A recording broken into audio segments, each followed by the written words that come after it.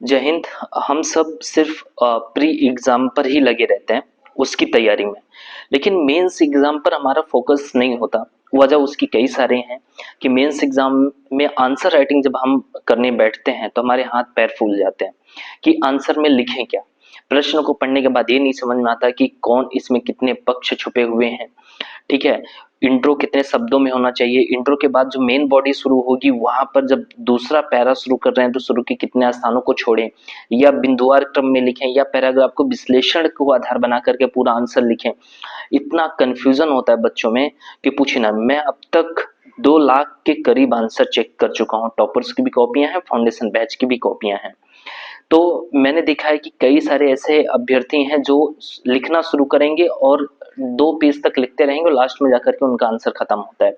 कहाँ पर para change करना है, प्रश्न की डिमांड क्या है, इन सब में इतना उनको परेशानी होती है। वजह होती है कि सही गाइडेंस न मिल पाना। आप सही गाइडेंस तक नहीं पहुंच पा रहे हैं कि एक अच्छा आंसर लिखने के लिए क्या आपको पहले से कुछ चीजों को जानना होता है। तो आप लोग थोड़ा ये भी बताइए कि आप लोग को आंसर राइटिंग में दिक्कत कहाँ आ रही है। ठीक है, आप लोग भी बताएंगे कमेंट में कि हमें ये दिक्कत आती है आंसर राइटिंग में, तो मैं उस पर आपको टॉपर्स की कॉपी को बेस बना करके आप लोग को समझाऊंगा। एक मतलब आंसर राइटिंग की क्लास यदि मैं 10 से 12 क्लासेस ले लेता हूं तो मुझे लगता है कि आप आंसर राइटिंग के मास्टर बन जाएंगे। तो आप लोग जरा कमेंट करके बताइए कि आपको आंसर लिखने में कहाँ दिक्कत आ रही है।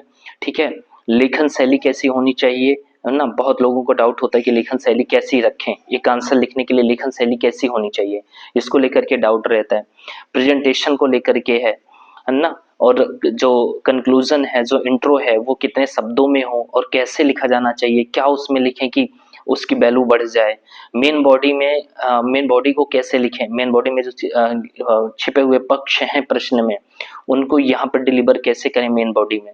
तो बहुत सारी दिक्कतें आप लोगों की होंगी, मैं अच्छे से समझ रहा हूँ।